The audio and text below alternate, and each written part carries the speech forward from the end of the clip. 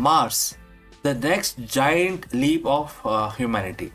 We talk about the radiation that could scar our DNA, the vacuum that could freeze our lungs, and the sheer psychological weight of being 140 million miles from home. But as we prepare to send the first crewed mission to Red Planet in 2030s, a new invisible thread has emerged, not from the Martian soil, but from within the astronauts themselves. New research published recently in January 2026 has confirmed that the scientists long feared about this particular aspect. The space changes rules of biology. In the near-weightless environment of the International Space Station, viruses aren't just surviving, they are evolving. They are becoming more resilient, more adaptable, and in some ways, much more powerful. Today, we are diving into the space superbug crisis.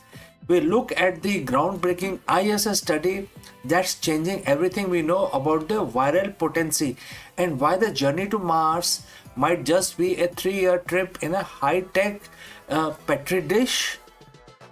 So, what happened? Let us explore this and discuss this further. On January 13, 2026, a team from University of Wisconsin-Madison published a study that sent ripples through the aerospace community. They weren't looking at human viruses yet. They are looking at the evolutionary arm race between a bacteria called T7 and the host, which is E. coli. Now, the bacteria is a virus that bacteriophage is a virus that hunts down bacteria. On Earth, this is a fast, predictable process. The viruses finds bacteria, injects its code into the bacteria, and the bacteria dies. But in the microgravity of the ISS, things got weird. Initially, the infection was slower because there is no gravity to cause the convection or fluid mixing. The viruses and bacteria didn't bump into each other as often.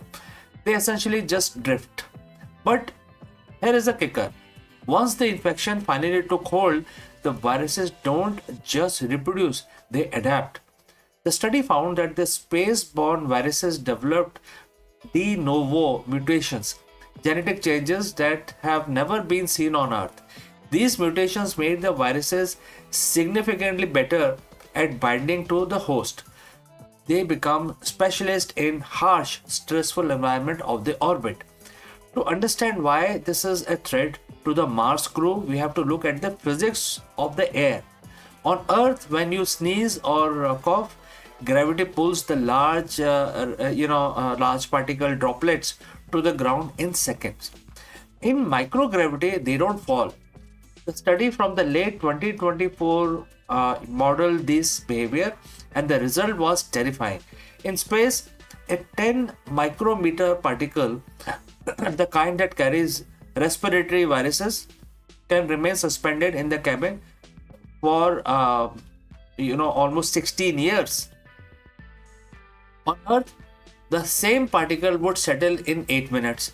This means that if one astronaut gets a space cold, the virus-laden particles don't disappear at all. They accumulate, they concentrate, and then the concentration of the viruses in the air can increase by nearly 300 times compared to the room on Earth. Every breath an astronaut takes on a long duration mission is a roll of biological dice. While the viruses are getting better at hanging around, the human body is getting worse at fighting them. This is the double whammy of the space travel. Decades of ISS data shows that the space flight suppresses the human immune system. Our T cells and the natural killer cells, the special force of our bodies, become less effective. We have seen dormant viruses like herpes, Epstein-Barr, and Varicella zoster reactive in more than half of the ISS astronauts. Imagine you're halfway to Mars, you are stressed, you are sleep deprived, and your immune system is operating at 60% capacity. Suddenly, a dormant virus in your system wakes up Because you are in a closed loop air system, you begin shedding that virus into the air at 8 times the rate you would do the same thing on Earth.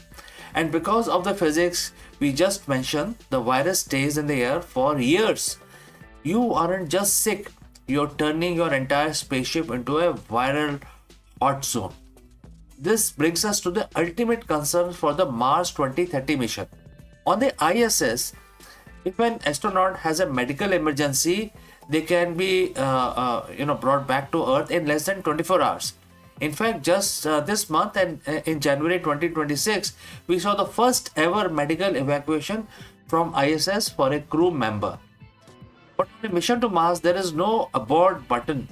Once you commit to the trajectory, you are gone for 2 to 3 years.